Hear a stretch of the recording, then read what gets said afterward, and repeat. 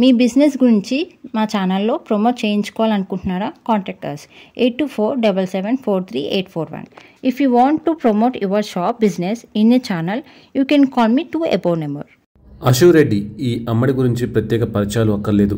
Junior సమంతగా పేరు తెచ్చుకున్న అశు అమెరికాలో ఉంటూ టిక్ టాక్ వీడియోలు, రీల్స్తో సోషల్ మీడియాలో పాపులారిటీ తెచ్చుకుంది. ఆ తర్వాత బిగ్ బాస్ ఛాన్స్ రావడంతో ఆ షోలోకి ఎంట్రీ ఇచ్చి మరింత ఫేమ్ తెచ్చుకుంది. అశు రెడ్డిది వైజాగ్. పుట్టడంతోనే గోల్డెన్ స్పూన్తో పుట్టింది. ఎంబీఏలో హెచ్ఆర్ మేనేజ్మెంట్ చేసింది. అమెరికాలో కొన్నాళ్ళు జాబ్ చేసింది. అమెరికాలో ఉన్నప్పుడు రీల్స్, టిక్ టాక్ వీడియోలు చేసేది. అమెరికాలో ఉన్నప్పుడే పవన్ కళ్యాణ్ నిర్మాతగా, నితిన్ హీరోగా చేసిన చల్ మోహనరంగ సినిమాలో ఆ అవకాశం దక్కించుకుంది. అమెరికాలోని షూట్, అందులోనే నటించింది. అప్పుడే జాబ్ వదిలేసి ఏదైనా చేయాలి అనుకునేదట. ఆ సినిమా రిలీజ్ అయ్యాక బిగ్ బాస్లో ఛాన్స్ వచ్చింది. దాంతో ఇండియాకు తిరిగి వచ్చేసింది.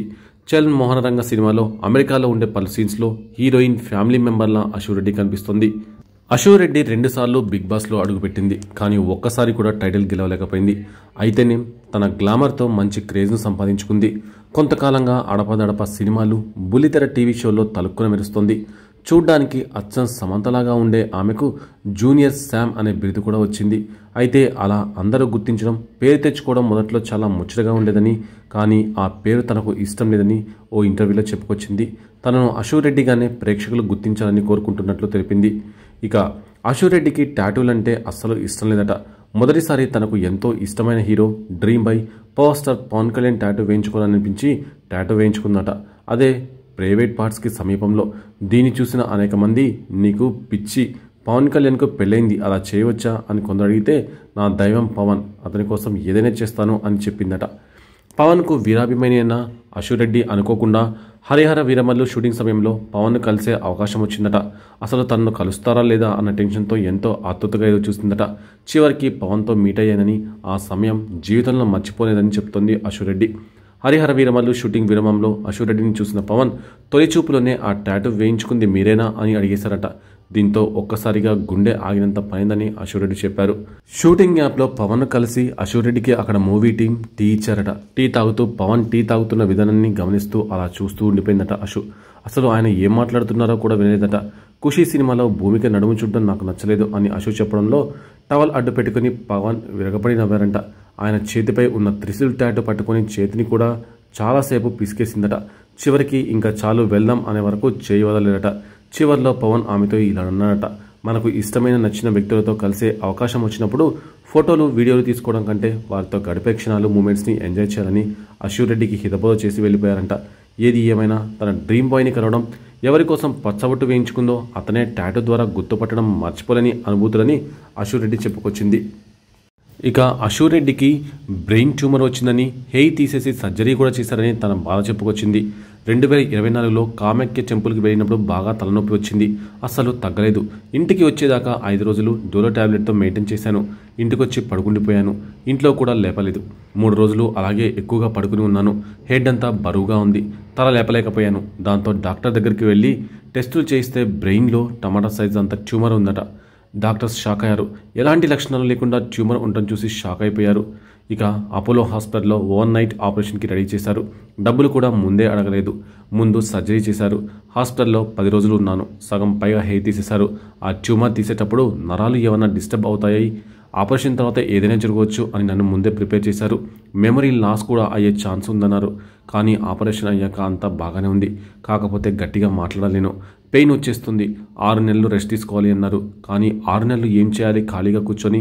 అందుకే హెయిర్ లేకపోయినా 2 నెలల్లో షూట్కి వచ్చేసాను. అయితే హెయిర్ స్టైలిస్టులు విగ్తో సెట్ చేయడానికి చాలా కష్టపడ్డారు అని అశు రెడ్డి చెప్పుకొచ్చింది. ఇక బిగ్ బాస్ తెలుగులోకి వెళ్ళిన తర్వాత నాకు రాహుల్తో రిలేషన్షిప్ ఏర్పడింది. రాహుల్ బయటకు కనిపించే విధంగా ఉండడు. చాలా సిగ్గు, బిడియంతో ఉంటాడు. బాగా పాటలు పాడతాడు, కానీ నా కోసం ఎప్పుడూ పాటలు పాడలేదు. నేను పాటలు పాడతానని చెప్పినా అవకాశం ఇవ్వడు అని అశు రెడ్డి చెప్పారు. రాహుల్తో చాలాసార్లు హ్యాంగ్అవుట్ అవుతుంటాను. ఒకసారి మాత్రం నేను ఆయన కలిపి దుబాయ్లో హ్యాంగ్అవుట్ అయ్యాము. అయితే నేను నేరుగా వెళ్ళాను. ఆయన వేరే పని మీద వచ్చారు. సోషల్ మీడియాలో పోస్ట్ చూసి నువ్వు ఇక్కడే ఉన్నావా అంటే అవునని ఓ సాయంత్రం కలిసాము. రాహుల్తో నా రిలేషన్షిప్ అలా సాగింది అని అశు రెడ్డి చెప్పారు. అయితే రాహుల్ కుటుంబం నాకు ఫ్యామిలీ లాంటిది. మా కుటుంబంతో కూడా వారు చాలా బాగా ఉంటారు. రాహుల్ నేను వేరువేరు కదనే విధంగా మా మధ్య బాండింగ్ ఉంటుంది. మా బంధం విషయంలో రాహుల్ ఫ్యామిలీ ఓ ప్రకటన అధికారికంగా చేస్తారు. దానిని నేను రీపోస్ట్ చేస్తాను. అంతకంటే ఇప్పుడు ఎక్కువగా ఏ విషయాలు వెల్లడించలేను అని అశు రెడ్డి చెప్పారు. దాంతో అశు రెడ్డి రాహుల్ సిప్లిగంజ్ వివాహం త్వరలోనే జరగనుందనే విషయాన్ని ఇంటుగా ఆమె అభిమానులకు అందించినట్టు అయింది. ఇక అశు రెడ్డి తన లైఫ్లో మొత్తం మీద బావా అని పిలిచింది సుధీర్ని ఒక్కడినే అని చెప్పుకొచ్చింది. ఫ్యామిలీ స్టార్ షో బావా మరదల కాన్సెప్ట్తోనే నడుస్తుంది. షో అంతా అతన్ని బావా అని పిలుస్తాను. నా రిలేటివ్స్లో ఉన్న పేర్లు పెట్టే పిలిచాను. షోలో బాగుండేది బావా అని పిలుస్తుంటే అతను కూడా రియల్ మరదల్లాగా ఆట పట్టిస్తాడు. ఇక సుధీర్ టీవీ పర్సన్ కాదు, అతను హీరో పర్సనాలిటీ. అతని డ్యాన్స్, టాక్, ఎమోషన్స్ అన్నీ హీరోలోనే ఉంటాయి. చాలా జోవియల్గా ఉంటాడు. కానీ అదంతా స్టేజ్ మీదే, బయట చాలా రిజర్వ్డ్ పర్సన్. సుధీర్ స్టేజ్ మీద పులి, కానీ స్టేజ్ దిగాక అసలు సెట్లో ఉన్నాడా అనిపిస్తుంది అని చెప్పింది. దీంతో సుధీర్ ఫ్యాన్స్ అశు రెడ్డి వ్యాఖ్యలు వైరల్ చేస్తున్నారు. ఇక అశు రెడ్డి తన బ్రేకప్ గురించి కూడా మాట్లాడింది. అతనితో ఉన్నప్పుడు హ్యాపీగానే ఉన్నాను, కానీ బ్రేకప్ అయింది. ఇద్దరికి ఈగో ఇష్యూస్, ఎవరం తగ్గే వాళ్ళం కాదు. తను జాబ్ చేస్తున్నప్పుడు డబ్బులు సంపాదిస్తున్నాడు, నేను కూడా జాబ్ చేస్తూ డబ్బులు సంపాదిస్తున్నాను. నువ్వెంత నేనెంత అని వచ్చింది. అలాగే నా విషయాల్లో అతని ప్రమేయం ఎక్కువైంది. ఒకరోజు ఫ్రెండ్స్ అందరితో బయటకు వెళ్ళాను, అతను కూడా వచ్చాడు. అక్కడ ఓ ఇష్యూ అయింది. ఆ రోజు నేను వెళ్లకుండా ఉంటే బాగుండు అనిపించింది. ఆ తర్వాత మా ఇద్దరికి బ్రేకప్ అయింది. అప్పుడు చాలా బాధపడ్డాను, బాగా డిప్రెషన్లోకి వెళ్ళిపోయాను. అప్పుడు నా పెద్ద కొంతమంది ఫ్రెండ్స్ సపోర్ట్ చేశారు ఆ డిప్రెషన్ నుంచి బయటపడడానికి అని తెలిపింది. ఇక ఆ తర్వాత మళ్ళీ ఎవరితో ప్రేమలో పడలేదని, ఆ అబ్బాయి ఇప్పుడు వస్తే మాత్రం బాయ్ అని చెప్పేస్తానని, అతనితో మళ్ళీ కలిసే అవకాశం లేదంటూ అశు రెడ్డి పేర్కొంది. ఇక జీవితంలో ఎవరికైనా సారీ చెప్పాలి అని అనుకుంటున్నారా అని అడగ్గా, ఒక అబ్బాయి నన్ను సీరియస్గా లవ్ చేశాను అని 10th ఒకసారి ప్రపోజ్ చేస్తే కంప్లైంట్ చేశాను. అప్పట్లో ఆర్కుట్ అని సోషల్ మీడియా ఉండేది. నేను ఇంటర్లో ఉన్నప్పుడు ఆర్కుట్ కూడా ప్రపోజ్ చేస్తే అది కూడా పేరెంట్స్కి, టీచర్స్కి చూపించి కంప్లైంట్ చేశాను. డిగ్రీ కాలేజీలో జాయిన్ అయ్యాక ఒకరోజు అతను చనిపోయాడని కాల్ వచ్చింది. చివరిగా చూడటానికి రమ్మంటే వెళ్దాంలే అనుకున్నాను. కానీ వాళ్ళ అమ్మ నాకు కాల్ చేసి, నువ్వు మాత్రం రావద్దు, నిన్ను నిజంగా ప్రేమించాడు, నువ్వు జాయిన్ అయిన కాలేజీలోనే జాయిన్ అవడానికి ట్రై చేశాడు, నీ నంబర్ కోసం రకరకాలుగా ట్రై చేశాడు అని చెప్పింది. అంత సీరియస్గా లవ్ చేశాడని అతను చనిపోయేదాకా నాకు తెలియదు. అతని చివరి చూపుకు వెళ్ళలేదు అని తర్వాత బాధపడ్డాను. అతనికి సారీ చెప్పాలి, ఎక్కడున్నా హ్యాపీగా ఉండాలి అని చెప్తూ ఎమోషనల్ అయింది అశు రెడ్డి.